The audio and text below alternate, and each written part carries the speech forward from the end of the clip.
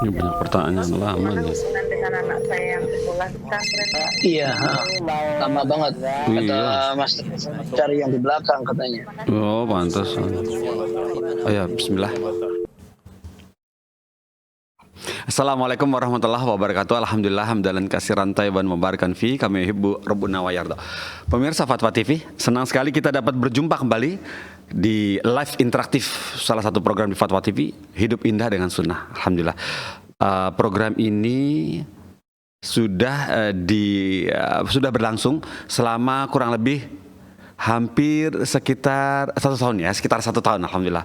Dan pertama kali di tahun lalu itu sebelum kita sidang Dewan Fatwa ke-9 kalau salah yang di Jogja itu, ketika itu Ustadz NH baru-baru aja tuh live di membersami membantu Fatwa TV untuk menjawab pertanyaan-pertanyaan yang masuk ke dewanfatwa.com begitu ya. Dan alhamdulillah saat ini Ustadz yang mengasuh kali ini Ustadz Dr. MH Hasan Ayatullah Hafizahullah Ta'ala, dan sudah tergabung masih setia bersama kita semua di sini menjawab pertanyaan-pertanyaan yang masuk. Dan kali ini juga sudah tersambung dengan Jakarta.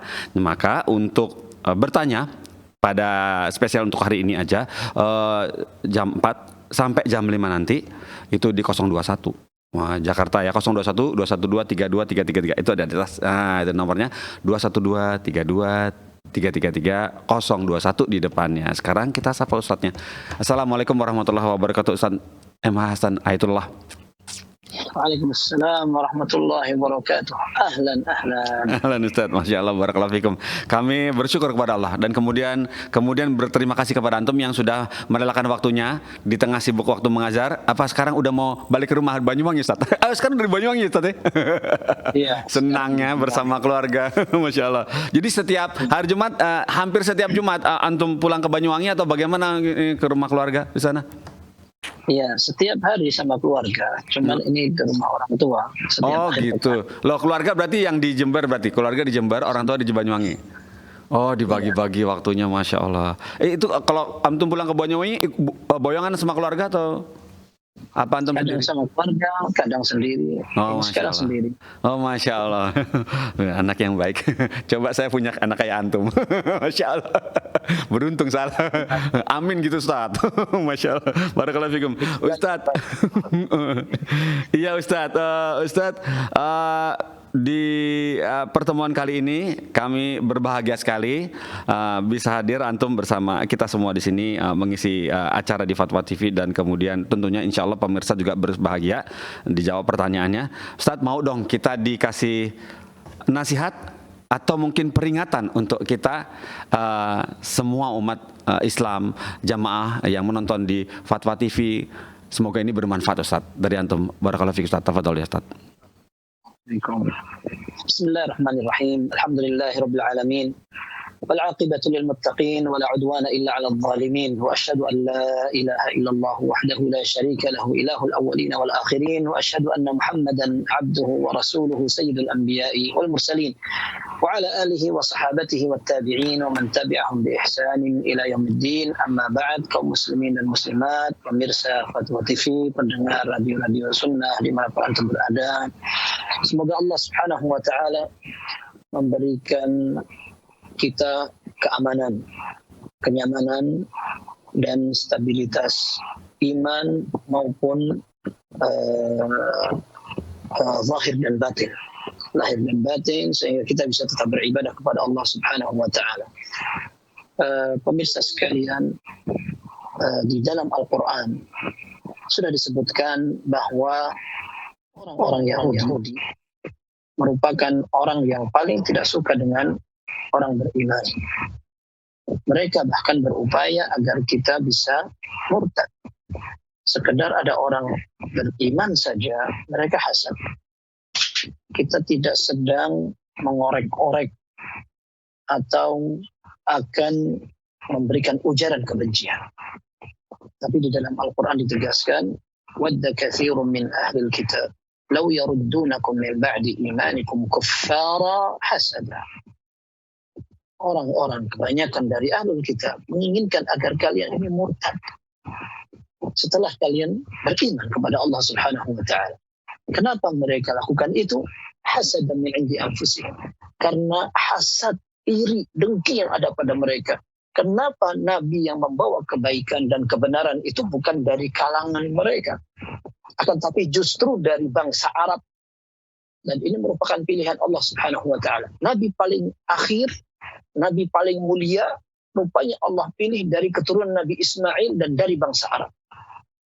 Alhamdulillah, ketika kita menjadi orang beriman, akan tapi kita perlu sadar bahwa ada orang yang tidak suka dengan keimanan ini. Ini di surat Al-Baqarah ayat 109.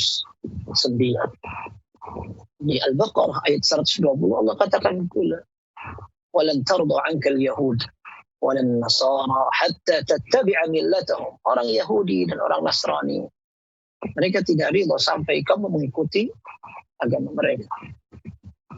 Dan dalam surat Al-Maidah Allah katakan, la tajidanna ashaddan nasi adawatan lillazina amanu al-yahuda wallazina asyraku. Sungguh kamu betul-betul akan dapat orang yang paling keras permusuhannya kepada orang beriman, orang Yahudi, dan juga orang-orang yang melakukan kesyirikan. Maka kita tidak terlalu bingung dan terkejut ketika melihat pembantaian yang dilakukan oleh orang-orang Yahudi kepada orang Islam. Ini bukan kali pertama. Dan kita wajar dan kita berdoa juga kepada Allah Azza wa Jalla agar Allah Azza wa Jalla segera mengangkat musibah yang diujikan kepada saudara-saudara kita di Palestina. Akan tetapi yang ingin kita sadarkan, kita ingat bersama, sebagai individu muslim kita harus sadar pula bahwa kita sebagai orang beriman, Allah Azza wa Jalla muliakan kita. Sehingga kita tidak perlu tampil sama dengan mereka, apalagi kita merasa lebih rendah. Justru kita lebih mulia dan harusnya lebih berbangga dengan identitas seorang muslim. Dalam syariat, kita bahkan diperintah Nabi SAW untuk tidak sama dengan mereka. Bahkan orang Yahudi jengkel. Zaman Nabi SAW, ketika orang beriman, tampilan mereka berbeda dari orang Yahudi. Orang Yahudi pengennya diikuti. Dan ini merupakan sunnatullah ketika Nabi SAW menyebutkan dalam Sahih Bukhari, "Tattabi'unna sanana man kana qablakum shibran bi shibrin zira'an bi zira'in hatta law salaku juhra dhabbin la salaktumuh." Kata Nabi SAW, kalian ini akan mengikuti jalannya mereka, satu jengkal demi satu jengkal, satu hasta demi satu hasta, sampai seandainya mereka masuk ke dalam lubang biawak, ini dalam bahasanya. Dan tapi dhab atau itu hewan ini tidak disamakan dengan biawak. Memang bentuknya hampir sama seperti kadal, akan tetapi dhab ini merupakan binatang yang hidup yang pertama di padang pasir. Kemudian yang kedua, dia tidak ada di sekitar tempat tinggal orang-orang. Dia sembunyi di lorong, kemudian baunya tidak enak, gelap, dan biasanya orang yang ingin makan hewan dhab ini harus berburu dulu, dicari-cari.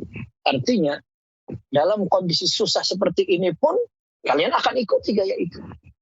Maka para sahabat bertanya, qalu al-yahud wan nasara ya Rasulullah, apakah yang engkau maksudkan akan kita ikuti itu orang Yahudi dan Nasrani? Qala faman, siapa lagi? Artinya kita kalau sudah tahu ini orang musuh, maka sudah sepantasnya kita mau sama aja enggak, apalagi ikuti mereka. Itu seharusnya seperti itu. Maka dalam hadis disebutkan, man tashabbaha biqaumin fahuwa minhum. Barang siapa yang menyerupai seseorang maka dia seperti mereka. Maksudnya jangan kayak begitu. Dalam sebuah hadis riwayat Muslim diceritakan bahwa orang Yahudi memiliki kebiasaan di kota Madinah. Mereka apabila keluarga perempuannya sedang datang bulan, mereka anggap ini najis, kotor, tidak berharga, tidak terhormat. Akhirnya dikeluarkan dari rumah, dijauhkan. Tidak pula diajak makan, tidak mau diajak bersama dalam rumah itu. Ini disebutkan oleh Anas bin Malik, annal yahud kanu idza hadatil mar'atu fihim lam yujami'uha wa lam yu'akiluha fil buyut. Yang tadi seperti yang kita artikan tadi, tidak dijadikan satu dalam rumah, dikeluarkan mereka. Fasa'al ashabun Nabi sallallahu alaihi wasallam an-Nabi sallallahu alaihi wasallam. Maka para sahabat tanya kepada Nabi sallallahu alaihi wasallam, ini tindakan orang Yahudi ini memang benar? Kalau benar kita ikutin. Maka Nabi SAW terdiam, tidak langsung jawab sampai turunlah firman Allah, wa yas'alunaka 'anil mahid qul huwa adzan fa'tazilun nisaa fil mahid. Mereka bertanya kepada engkau Muhammad tentang haid. Katakan bahwa haid itu kotor, najis. Maka engkau tinggalkan perempuan dalam kondisi itu. Akan tetapi maksudnya ketika di masa itu dan di tempat keluarnya kotoran itu, bukan berarti mereka najis badannya, tidak perlu diperlakukan seperti sewajarnya, enggak seperti itu. Maka akhirnya Nabi SAW dalam riwayat Muslim mengatakan, isna'u kulla syai'in illa nikah. Kalau begitu, kalian lakukan apapun dengan istri kalian itu kecuali berhubungan badan. Ini riwayat Muslim. Setelah itu orang Yahudi dengar itu. Akhirnya marah mereka ketika Nabi SAW berupaya mengajak para sahabat tidak sama dengan orang Yahudi. Mereka mengatakan, ma yuridu hadzal rajul in waqafa ala syai'in min amrina illa khalafana fihi. Setiap dia tahu ada aktivitas kita, dia berusaha untuk menyelisihi kita. Apa maunya ini orang ini? Dan orang Yahudi jengkel sekali. Mereka merasa senior tinggal di kota Madinah, dan ketika itu mereka dijadikan referensi karena mereka baca kitab. Orang Arab Madinah, mereka tidak biasa baca kitab. Kebanyakan mereka orang jahiliyah, sehingga seringkali mereka juga imam bertanya atau mencontoh kebiasaan orang-orang yang baca Alkitab. Ternyata Nabi SAW datang membawa wahyu, membereskan itu semua. Jengkel sekali mereka. Maka sangat memprihatinkan kondisi kaum muslimin di zaman sekarang ini. Mereka muter balik ke belakang. Menganggap bahwa orang Yahudi itu sebuah tatanan yang maju. Kita nggak pede untuk menampilkan identitas Islam kita. Ini harus diperbaiki. Ini justru yang paling menunjukkan bahwa kita ini loyal kepada Islam dan kaum muslimin. Kalau masalah boikot ekonomi dan seterusnya, ini bahasanya panjang. Orang-orang yang berkompeten, mereka yang lebih tahu. Tetapi yang lebih penting yang dilakukan seorang individu muslim, justru kita ingin tampilkan bahwa kita lebih mulia dari mereka. Orang keluar-keluar kita boikot, akan tapi gaya orang Yahudi masih praktekkan. Ini kebalik sekali. Kebalik sekali. Semoga Allah Azza wa Jalla memudahkan kita untuk menerima kebenaran, buat hati kita lapang sehingga mudah untuk memahami dan menerapkan setiap ajaran Islam, ajaran Nabi kita Muhammad sallallahu alaihi wasallam. Wallahu a'lam bissawab. Barakallahu fikum Ustaz atas nasihatnya. Semoga saya, teman-teman di sini juga pemirsa yang menyaksikan acara ini, yang menonton acara ini bisa mengambil pelajaran dari apa yang sudah disampaikan Ustaz Hayat. Ternyata kita jika mengikuti gaya hidup mereka itu kita putar ke belakang Ustaz ya. Kita kembali ke belakang justru ya, bukan maju ya. Barakallahu fikum Ustaz. Kita mulai dari pertanyaan pertama. Ini pertanyaan pertama datang dari Fahrul Nofriansah, begini bunyinya, di Kepulauan Riau, Kabupaten Lingga, begini bunyinya. Assalamualaikum Ustaz Hayat. Ustaz, izin bertanya, bagaimana sikap kita terhadap anak indigo? Apakah kita langsung mendustakannya? Dan juga dengan teman yang berkata kalau dia kemarin melihat penampakan. Terus lantas bagaimana sikap kita kepada dia? Jazakallahu khairan Ustaz. Tafadhal. Jazakumullah khair. Baik. Orang indigo itu kalau di tengah masyarakat kita dipahami orang yang punya indera keenam atau orang yang bisa melihat yang tidak bisa dilihat orang lain yang indranya 5. Kemudian masyarakat menilai itu sebuah kelebihan. Kita katakan memang kelebihan indera itu begitu, akan tetapi apakah itu kesempurnaan atau justru kekurangan? Yang jelas para ulama berbeda pendapat. Apakah betul jin itu bisa dilihat atau tidak? Ada sebagian ulama mengatakan nggak bisa sama sekali. Ada yang mengatakan bisa semuanya. Ada yang mentafsil atau merinci. Ada yang mengatakan kalau para nabi bebas mereka melihat dari bentuk apapun. Nah, kemudian ada yang mengatakan jin itu tidak bisa dilihat kalau dalam bentuk asli. Tetapi kalau dalam bentuk jelmaan, karena memang Allah kasih mereka kemampuan untuk menjelma, entah dalam bentuk manusia, menjelma dalam bentuk hewan, dan seterusnya, maka ini lebih relatif banyak yang bisa melihat. Terlepas dari pendapat-pendapat itu, dan memang Allah katakan, innahu yarakum huwa wa qabiluhu min haitsu la tarawnahum. Ketika berbicara tentang bangsa jin, Allah mengatakan mereka melihat kamu dari sisi yang kamu tidak bisa melihat mereka. Meskipun sebagian ulama seperti Imam Nawawi rahimahullah, beliau mengatakan ini secara umum. Secara umum memang jin itu melihat kita tidak melihat mereka. Tapi bukan tidak mungkin orang bisa melihat mereka. Begitu. Tapi intinya orang indigo adalah orang yang dinilai bisa melihat itu. Tapi sebenarnya itu ya tidak menjadi sebuah kelebihan, tidak menjadi keistimewaan. Yang inti kan bagaimana ketakwaan dia, begitu. Intinya adalah ketakwaannya. Nah, kalau seandainya dia membawa berita atau informasi gaib, maka kita punya keyakinan. Qul la ya'lamu man fis samawati wal ardil ghaiba illallah. Katakan bahwa di langit dan di bumi ini nggak ada yang tahu perkara gaib kecuali Allah. Kalau dia yang lihat-lihat begitu, maka ini nggak benar. Jelas nggak benar begitu. Tapi kalau seandainya dia lihat penampakan, jangankan orang indigo, orang yang nggak usah indigo saja kadang melihat penampakan, entah benda bergoyang atau suara beda, bau yang orang masak padahal nggak ada, ini kan tidak mesti orang indigo. Tetapi sikap kita biasa aja, dan dia justru sebenarnya perlu dikasih masukan.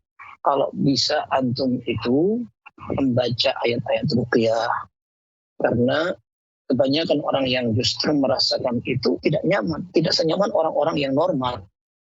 Kadang dia duduk, kemudian lihat ke atas atap, dia oh itu apa itu, gitu. Mau tidur, jendela terbuka, dia bilang jangan dibuka dong, nanti datang tuh si orangnya, begitu. Ini siapa, orang nggak ngelihat, cuma dia sendiri ngelihat, jadi dia tersiksa sendiri.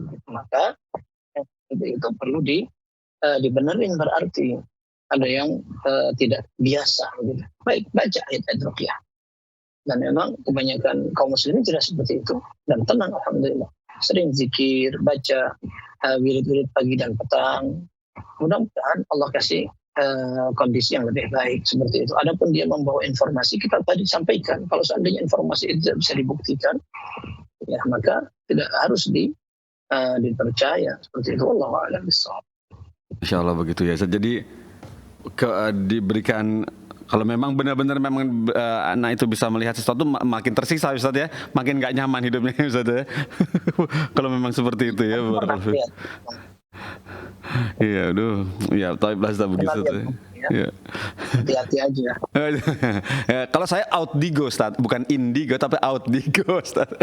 Barakallahu fikum Ustaz. Kemudian berikutnya pertanyaan datang dari Saudara Fahmi di Depok, begini bunyinya. Bismillah. Assalamualaikum warahmatullahi wabarakatuh. Ustaz, saya Fahmi dari Depok. Izin bertanya Ustaz, bagaimana cara atau tata cara membersihkan atau cebok selesai buang air kecil bagi laki-laki? Nah, apakah dengan pertama dibasuh bagian ujung kemaluan dengan tangan yang ada airnya, seperti air yang di uriner itu? Tempat buang air kecil untuk laki-laki yang berdiri di tembok. Kemudian kedua, disiram air saja di bagian ujung kemaluan, atau ketiga, disiram air saja di ujung dalam kemaluan. Nah, semoga Allah selalu meridhai Ustaz dan keluarga, amin. Jazakallahu khairan, tafadhol Ustaz. Amin. Iya, sebenarnya para ulama sepakat bahwa benda yang mengeluarkan najis itu harus bersih, harus betul-betul suci. Kalau masih ada sisanya, maka ini akan menjadi penyebab azab kubur. Ini sepakat para ulama. Tetapi dalam masalah metode membersihkannya, para ulama berbeda pendapat. Sebagian mereka mengatakan cukup dicuci saja bagian depannya. Karena memang tidak ada perintah untuk mencuci, kalau tidak najis untuk apa dicuci semuanya. Ada yang mengatakan disyariatkan atau disunnahkan untuk mengurut, ya, bukan memijat akan tapi menekan sedikit agar sisa-sisa dari air kencing itu bersih. Kemudian sebagian ulama malah mengatakan itu harus, ya. Kemudian ada sebagian orang mengatakan itu tidak ada ketentuannya. Ada hadis memang yang mengatakan idza bala ahadukum falyanthur dzakarahu thalathan. Apabila salah seorang di antara kalian buang air kecil, maka hendaklah dia mengurut kemaluannya dari belakang ke depan. Akan tetapi hadis ini lemah. Sehingga sebagian ulama menyatakan pendapat para fuqaha yang menganjurkan untuk dicuci semua kemaluannya, semua bagian kemaluannya dari depan sampai belakang bahkan di sekitarnya, maka ini adalah contoh dari was-was yang harusnya tidak perlu dikerjakan. Nah, maka intinya wallahu alam yang paling wajib adalah kita pastikan bahwa air kencing itu sudah tidak ada. Maka sebagian ulama menyebutkan jangan terlalu cepat untuk berdiri. Ditunggu sebentar sampai betul-betul bersih. Setelah itu baru dibersihkan dengan dicuci. Depannya pun saja sudah cukup seperti itu. Wallahu a'lam bishawab. Kalau seandainya ada orang ingin memastikan aja dibersihkan, maka ini seperti yang disebutkan sebagian ulama tidak apa-apa, ya, agar dia memastikan air itu sudah bersih.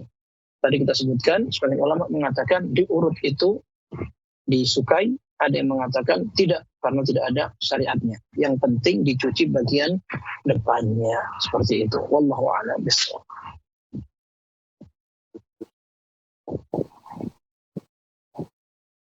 Ada suaranya.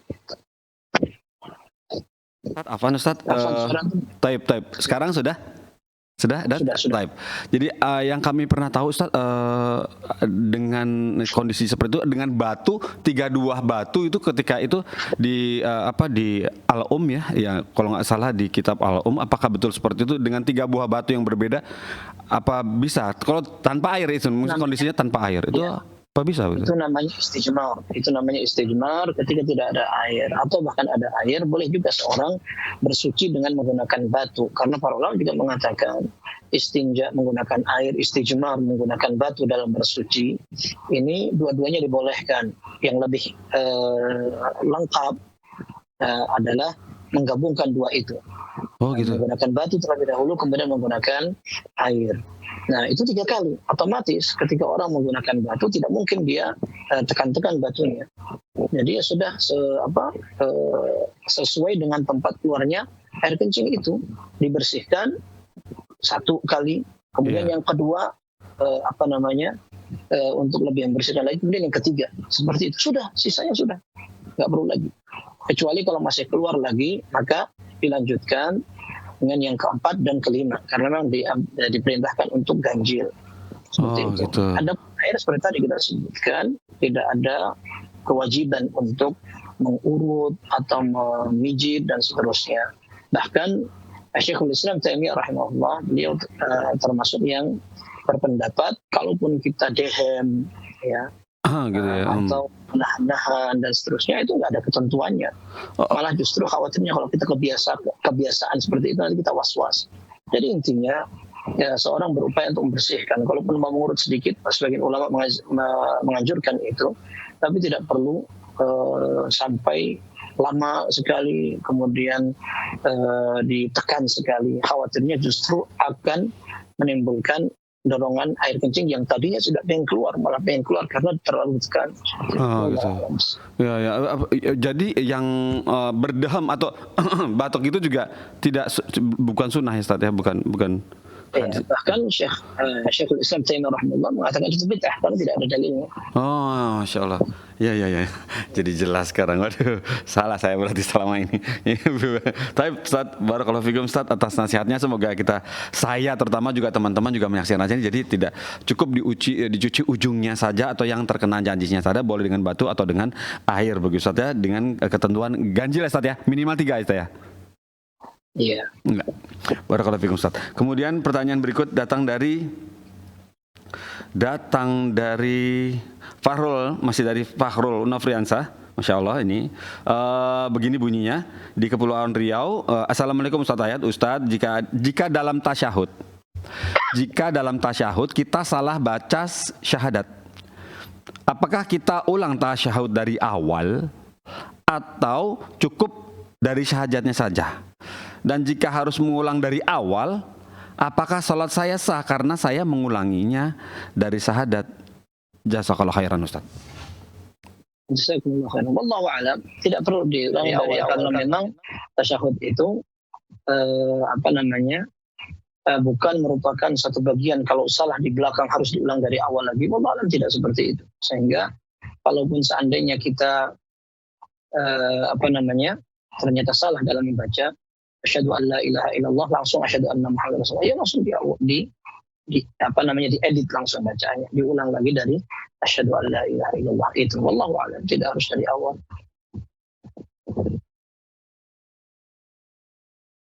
Kemudian pertanyaan berikut datang dari hamba Allah di Kepulauan Bangka Belitung, Kota Pangkal Pinang. Begini bunyinya. Assalamualaikum Ustaz Ayat. Ustaz, jika kita sedang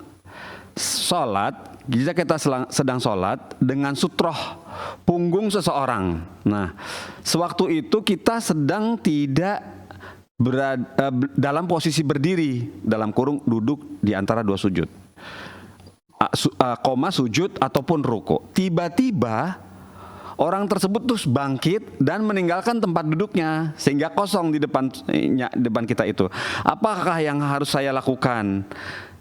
Apakah saya bangkit berdiri mencari sutroh baru, atau lalu saya melanjutkan kegiatan saya sebelumnya, lanjut ruku, sujud, langku dan lain-lain, atau bagaimana Ustadz sebaiknya yang saya harus lakukan? Terima kasih Ustadz, gitu katanya. Baik, yang pertama kalau seandainya dia tidak jauh dari sutroh dan dia mungkin untuk mendekat, maka dia lebih baik mendekat sebagaimana perintah Nabi SAW, idza shalla ahadukum ila sutratin falyadnu minha. Apabila salah seorang di antara kalian salat dan menggunakan sutra atau penghalang di depannya, maka hendaklah dia mendekat. Tapi kalau seandainya itu tidak mungkin, karena seperti tadi disebutkan dia sedang duduk, tidak sedang berdiri, atau dia terlampau jauh dari tempat untuk mencari sutra pengganti. Iya. Seperti dia di tengah masjid misalkan, dan dia tadi menjadikan orang duduk yang belum sempat keluar dari zikirnya, dia jadikan sutra. Sekarang orangnya pergi misalkan. Maka wallahu a'lam, sebagian ulama menyebutkan dia cukup di tempatnya dan dia berusaha untuk menjaga agar tidak ada orang yang lewat di depannya sejarak tempat sujud dia. Oh gitu. Kalau ternyata ada orang yang lewat tapi jauh di depannya, maka tidak mengapa. Karena itu sudah di luar jangkauan dia, seperti itu. Dan ini dalam kondisi darurat. Ini dalam kondisi darurat, dia tadinya sudah pakai sutra, kemudian dia kehilangan sutra itu. Maka yang lebih bagus memang ketika dia mencari sutra, sutranya yang aman. Seperti itu. Dindingnya. Dia bilang, mau sholat di belakang antum, atau dinding, tembok, atau mungkin tiang, atau tiang, dan juga tempat yang cukup untuk itu. Dan seperti disebutkan dalam hadis Sahih Muslim, mislu mukhiratir rahl, seperti sandaran yang dipakai di atas onta untuk orang yang menunggang kendaraan tersebut. Nah, artinya sekitar 1 hasta kurang lebih. Sehingga kalau punya tas atau kardus atau apa, atau sekarang di masjid juga banyak yang semacam itu dipakai, maka insya Allah itu yang lebih aman. Masya Allah, barakallahu fiikum Ustaz, seperti itu ya. Jadi kalau terpaksa kosong di depan, orangnya udah pergi, maka kita jaga jangan sampai orang melewati batas tempat sujud kita, begitu Ustaz ya. Begitu, barakallahu fiikum Ustaz. Kemudian pertanyaan berikut datang dari hamba Allah di Riau, Kota Pekanbaru, Indonesia. Begini bunyinya. Assalamualaikum Ustaz Ayat. Ustaz, apakah dosa besar yang kita lakukan tanpa kita sadari tetap dihitung dosa? Tanda tanya. Terus kemudian, apakah benar Allah akan mengampuni dosa kecil orang yang puasa Ramadan dengan syarat harus bertobat dari dosa besar? Tanda tanya lagi. Terus kemudian, padahal kemungkinan kita pasti pernah melakukan dosa besar. Mohon nasihatnya Ustaz, jazakallahu khairan. Jazakumullah khairan. Baik, yang pertama, Ana masih belum bisa paham kalau ada orang yang melakukan dosa besar tapi tidak sengaja atau tidak sadar. Mungkin maksudnya tidak sadar atau tidak tahu dia. Tidak tahu kalau itu dosa besar, karena dosa besar yang dilakukan atau didefinisi oleh para ulama adalah dosa yang diberikan ancaman oleh Allah dalam Al-Quran dengan tidak bakal masuk surga, Iya. tidak bakal atau dia bakal masuk neraka, atau Allah Azza wa Jalla katakan Allah ghadiba alaihi, Allah itu murka, kemudian Allah melaknat atau Nabi SAW melaknat, atau yang ada ketentuan had atau hukuman tertentunya di dunia seperti potong tangan, rajam, cambukan 80 kali, atau bahkan kisos dihukum bunuh. Itu semua merupakan contoh dosa besar. Kalau contoh dosa kecil, wajar. Para ulama menyebutkan selain dosa besar itu berarti dosa kecil. Dan dosa besar itu rata-rata berat. Sehingga kalau orang melakukan tanpa disadari atau tanpa menyadari, barangkali jarang itu. Ya mungkin yang dimaksudkan adalah tanpa menyadari itu tidak mengetahui. Semoga Allah Azza wa Jalla mengampuni kalau orang tidak tahu betulan, atau dia tidak lupa, atau mungkin ada satu kondisi ketika dia mengigau, ya kayak orang lindur itu, orang Jawa bilang itu, tidur kemudian dia bangun tiba-tiba dia ngapain gitu. Nah, seperti ini dia betul-betul nggak menyadari. Wallahu a'lam bishawab. Ada pertanyaan kedua tadi. Kalau seandainya dia berpuasa dan dia melakukan dosa besar, sebenarnya wallahu alam bukan hanya puasa aja, akan tapi semua ibadah Allah Azza wa Jalla akan bisa terima, dan dosa apapun Allah akan ampuni selama kita berupaya untuk menjauhi dosa-dosa besar. Dalam Al-Quran surat An-Nisa Allah katakan, in tajtanibu kaba'ira ma tunhauna anhu nukaffir ankum sayyi'atikum wa nudkhilkum mudkhalan karima. Kalau kalian hindari dosa-dosa yang besar yang kalian dilarang, maka kami akan ampuni dosa-dosa kecil itu. Sehingga para ulama menyebutkan, ini bukan semuanya, sebagian mereka mengatakan bahwa dosa kecil juga akan diampuni oleh Allah kalau kita tinggalkan dosa besar. Sepakat. Akan tetapi memang orang ini atau semua orang, kita ini semuanya sama, ya, selalu lemah, sehingga peluang untuk melakukan dosa baik besar maupun kecil terbuka lebar. Maka kita dianjurkan untuk berzikir, untuk berdoa. Allah katakan, innal hasanati yudhibna sayyi'at. Sungguhnya kebaikan-kebaikan itu akan menghapuskan kejelekan-kejelekan. Para ulama mengartikan bahwa maksudnya itulah dosa-dosa kecil. Artinya dosa kecil itu akan dipupus atau dihapus dengan amal-amal saleh. Dosa besar kita tinggalkan, kemudian kita bertobat kepada Allah. Dosa kecil kita berusaha untuk hindari, kalaupun terjadi kita imbangi dengan amal saleh. Seperti itu. Itu harapannya. Ya, dan insya Allah Allah Azza wa Jalla akan memberi ampunan dan Maha Pengampun. Masalah ibadah yang lain justru bisa jadi akan dinaikkan derajatnya ketika kita bertaubat, karena Allah Azza wa Jalla akan suka kepada orang yang bertaubat setelah dia berdosa. Kok terlalu masuk lagi dalam tindakan dosa yang sama, lalu dia bertobat lagi, mudah-mudahan itu menjadi sebab diangkatnya derajat di sisi Allah Subhanahu wa taala. Sampai dalam hadis yang saya dikatakan bahwa Nabi SAW menyebutkan, laulam tuznibu la dhahaballahu bikum thumma laja'a biqaumin yudhnibuna thumma yastaghfiruna fayaghfir lahum, atau kama qala sallallahu alaihi wasallam. Kalaupun kalian ini tidak berdosa sama sekali, maka Allah akan wafatkan kalian. Kemudian Allah akan ciptakan makhluk-makhluk yang berdosa, kemudian mereka bertobat dan minta ampun kepada Allah, dan Allah akan ampuni mereka. Artinya orang berdosa ada kesempatan untuk bertobat dan istighfar, dan kita pun berharap agar Allah Azza wa Jalla ampuni dosa-dosa kita. Wallahu a'lam bishawab. Masya Allah, barakallahu fiikum. Tapi boleh kalau kasusnya seperti ini bagaimana? Zaman sekarang untuk link untuk melakukan dosa besar itu terbuka lebar, Ustaz, dengan kondisi globalisasi dan teknologi seperti ini. Seperti contohnya misalnya contoh yang klasik aja, misalnya Feng Shui, percaya Feng Shui. Terus kemudian menuruti tata cara letak rumah dengan cara Feng Shui itu, dan dengan alasan masuk akal atau logika seperti itu. Nah, itu masuk dosa besar juga kan, Ustadz? Dan itu dilakukan, itu memindah barangnya sesuai dengan kondisi yang dianjurkan oleh Feng Shui atau apa, atau zodiak atau seperti itu. Itu dosa besar juga kan, Ustadz? Itu khurafat artinya. Keyakinan orang-orang jahiliyah seperti tatayur, atau meyakini sesuatu yang sebenarnya tidak benar.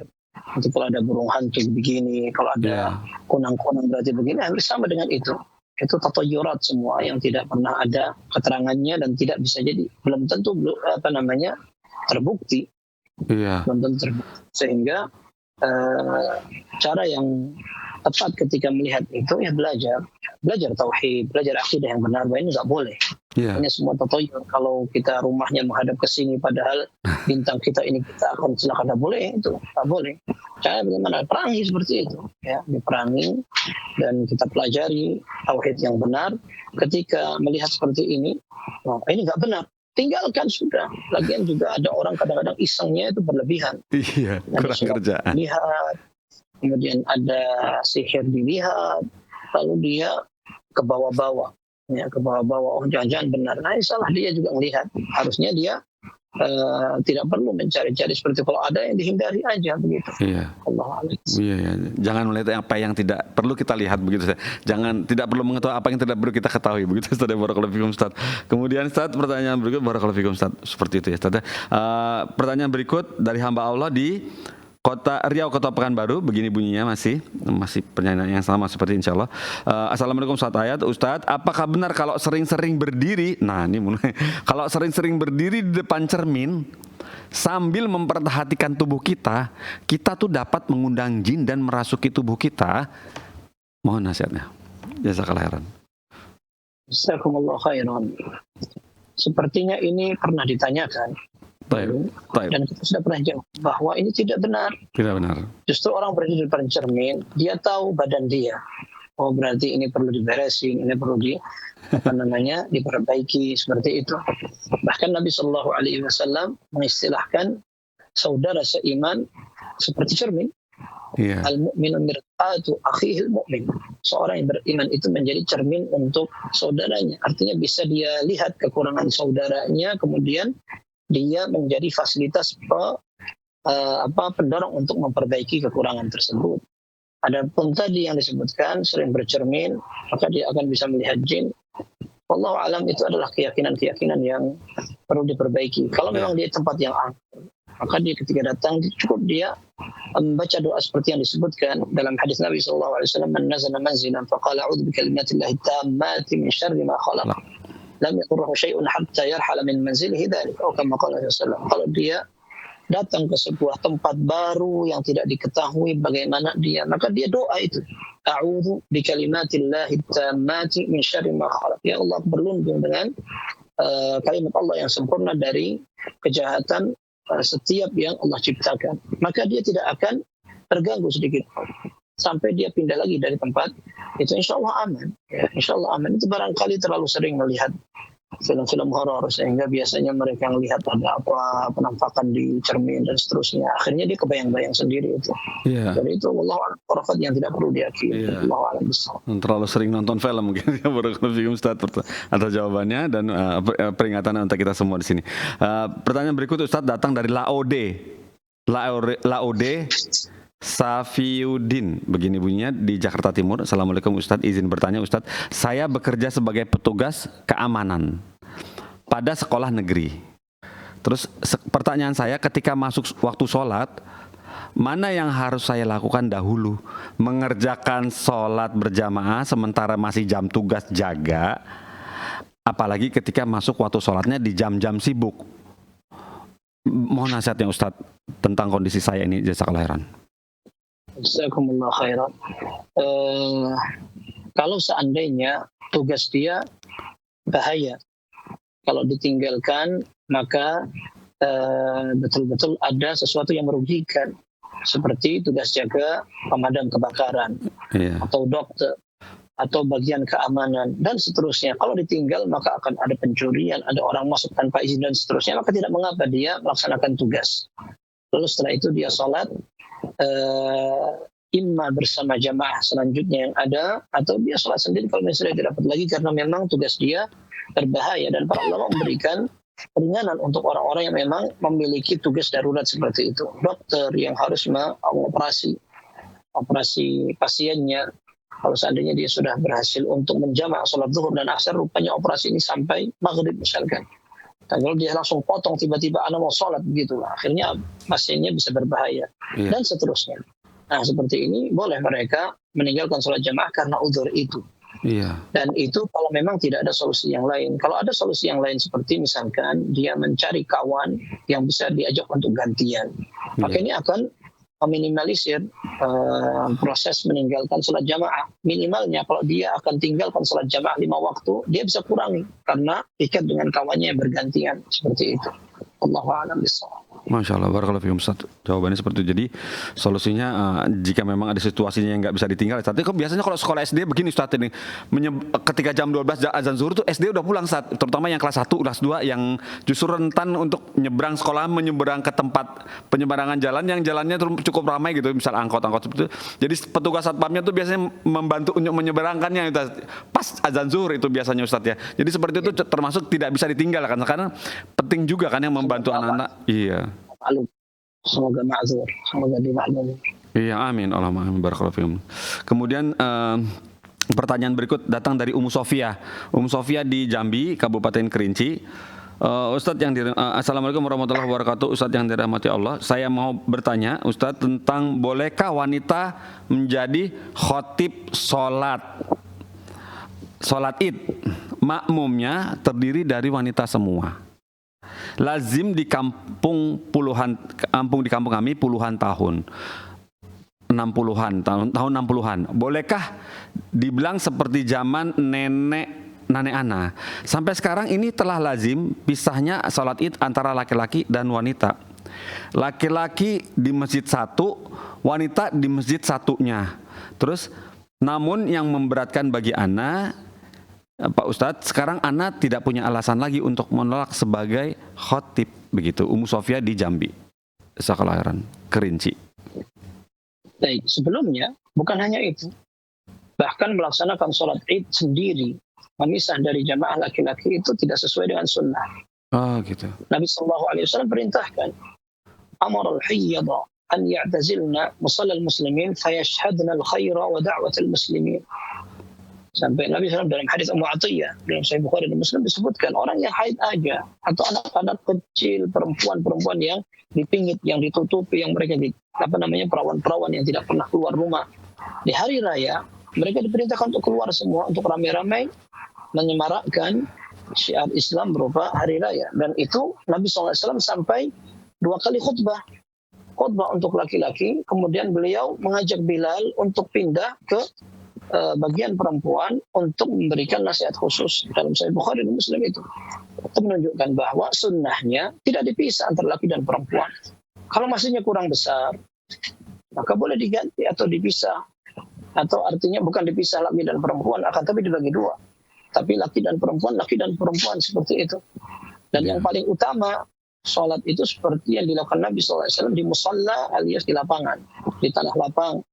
Nabi SAW bahkan bukan hanya tanah lapang, beliau berangkatnya dari satu tempat, kemudian yang baliknya dari tempat yang lain, dari jalan yang berbeda.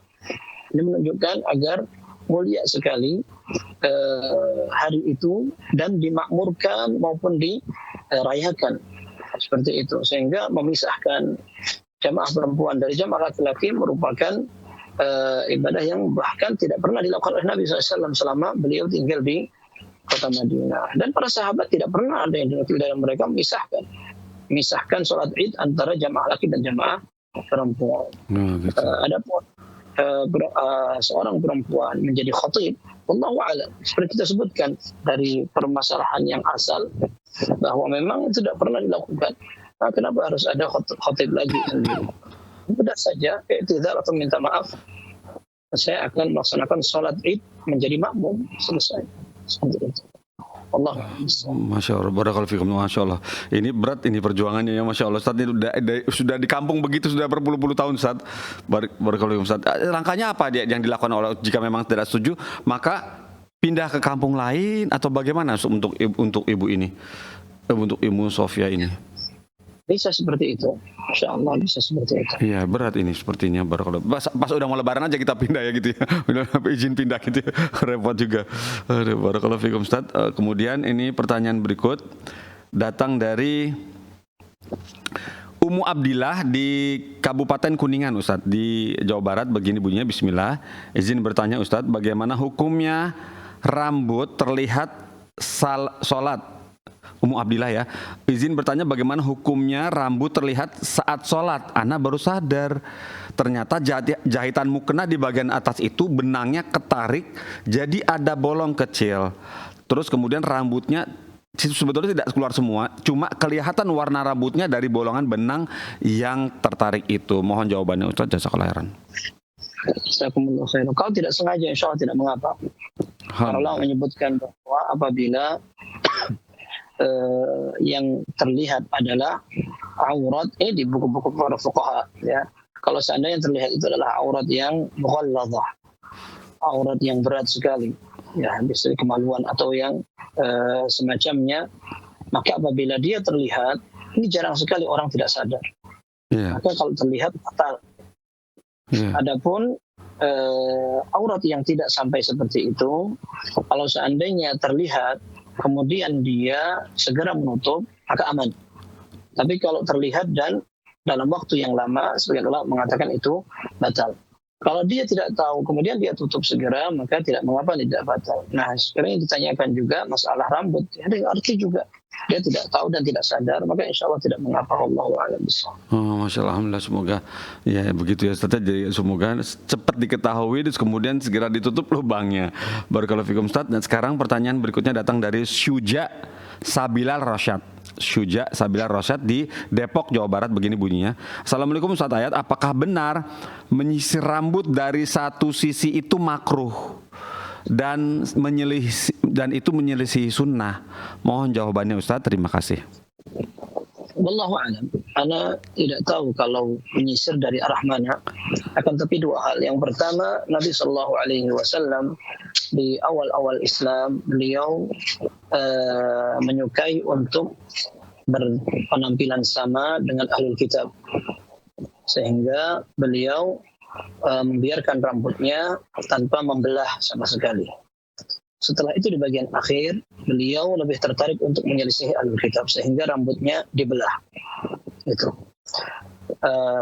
Kemudian di dalam hadis yang sahih dari Aisyah radhiyallahu anha, kana Rasulullah sallallahu alaihi wasallam yu'jibuhu at-tayammunu fi tana'ulihi wa tarajjulihi wa tuhurihi wa fi sya'nihi kullihi. Nabi SAW lebih suka memulai dari arah kanan, dari yang pertama masalah menggunakan sandal, yang kedua dalam masalah menyisir rambut, yang ketiga dalam masalah bersuci, dan wa fi sya'nihi kullihi dalam berbagai aktivitasnya. Beliau lebih suka untuk memulai dari arah yang kanan.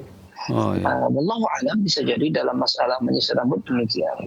Tapi kalau seandainya ada orang memulai dari yang mana menyelisih sunnah, wallahu a'lam, insyaallah dalam masalah ini tidak sampai kepada pembahasan wajib dan haram, sebagaimana jumhurul ulama atau mayoritas mengatakan ketika pembahasannya berkaitan dengan masalah akhlak, maka mayoritasnya atau hampir semua pendapatnya merupakan tekanan yang bersifat sunnah dan larangannya sifat makruh, seperti itu. Wallahu a'lam bishawab. Masya Allah, barakallahu fikum Ustaz. Seperti itu dari kanan ya diusahakan.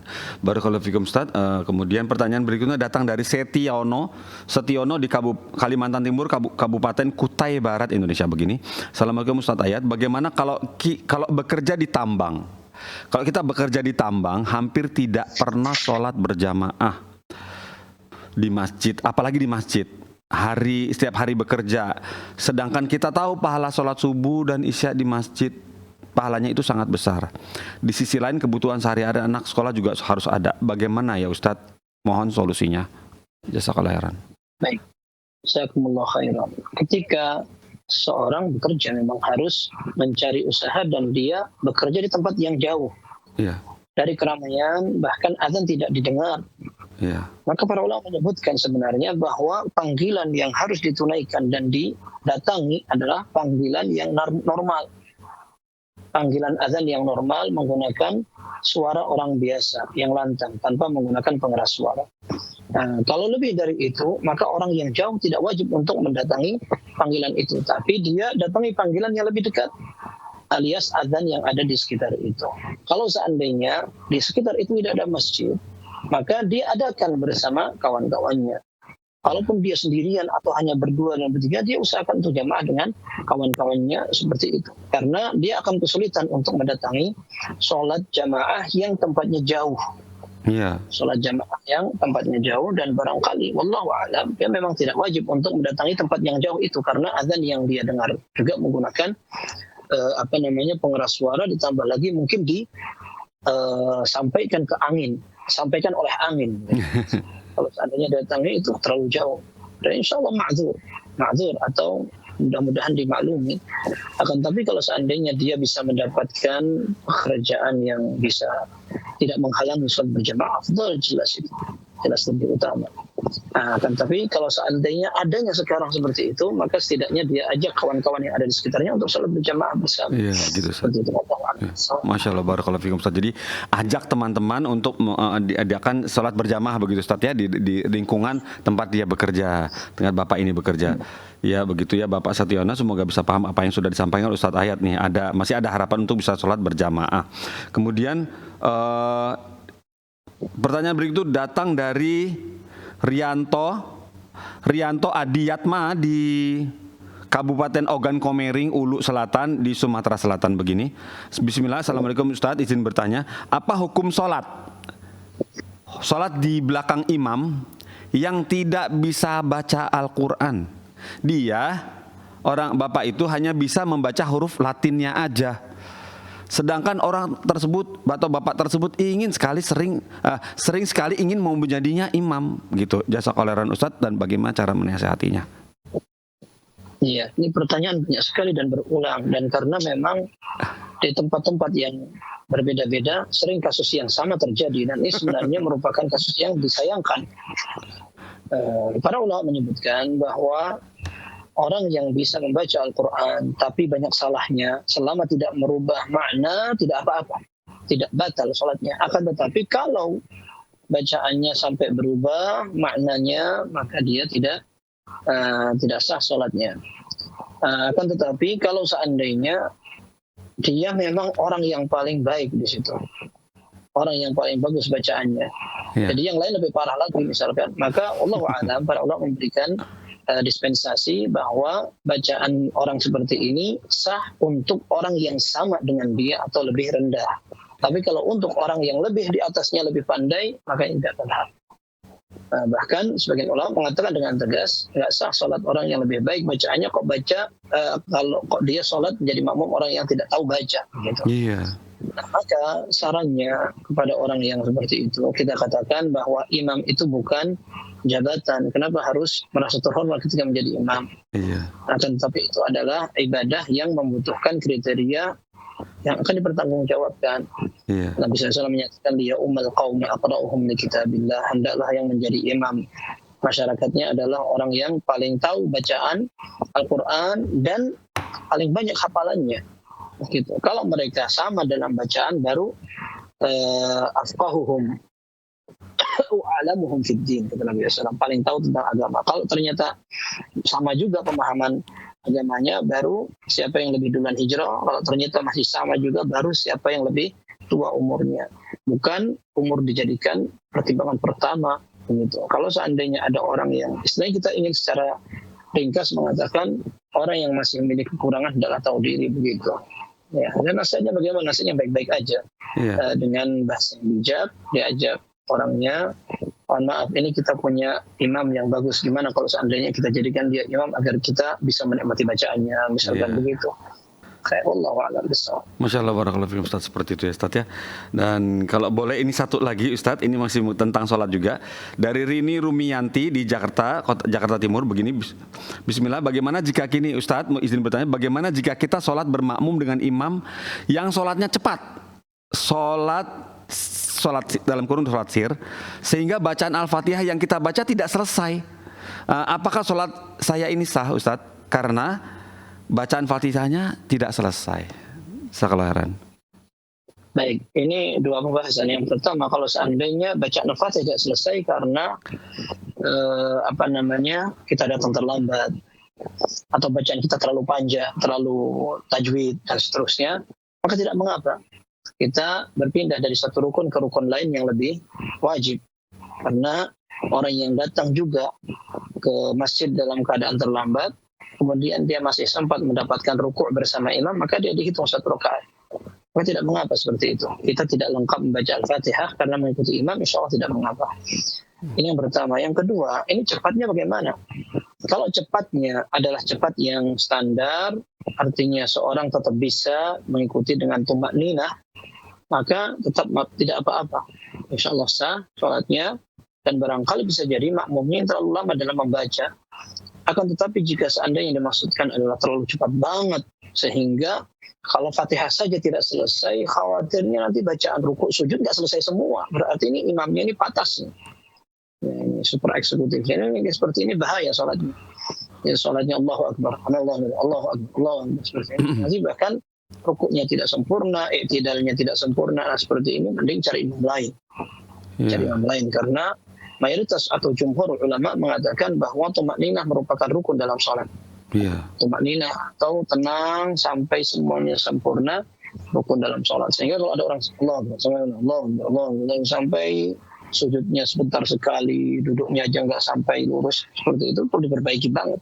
Cari aja masjid yang lebih tumakninah sholatnya. Wallahu a'lam bishawab. Masya Allah, barakallahu fikum Ustaz. Seperti itu ya jawaban dari antum. Dan tumaknah bagian dari rukun salat. Barakallahu fikum Ustaz. Dan alhamdulillah Ustaz, dengan jawaban antum yang tadi menuntaskan sementara acara kita di sore hari ini Ustaz. Barakallahu fikum Ustaz atas semua ilmu yang sudah di-sharing kepada kami semua, semoga bermanfaat Ustaz. Barakallahu fikum. Alhamdulillah. Semoga kita di pertemuan lagi di pekan depannya Ustaz, insyaallah. Barakallahu fikum Ustaz. Boleh acara ini kami tutup Ustaz? Alhamdulillah. Pemirsa Fatwa TV, alhamdulillah kita sudah tuntas di acara live interaktif Hidup Indah dengan Sunnah bersama Al-Ustaz Dr. MH Hasan Ayatullah Hafizahullah Ta'ala, dan semoga Allah pertemukan kita kembali di pekan yang sama, hari yang sama, jam yang sama, Ustadz yang sama di pekan depan insyaallah. Kita tutup dengan kafaratul majelis. Bismillahirrahmanirrahim. Wa bihamdika asyhadu an la ilaha illa anta astaghfiruka wa atubu ilaika. Wassalamualaikum warahmatullahi wabarakatuh. Terus bagaimana hubungan dengan anak saya yang sekolah di pesantren? Ini mau nanya sudah bersuci atau berwudu, kemudian bersentuhan dengan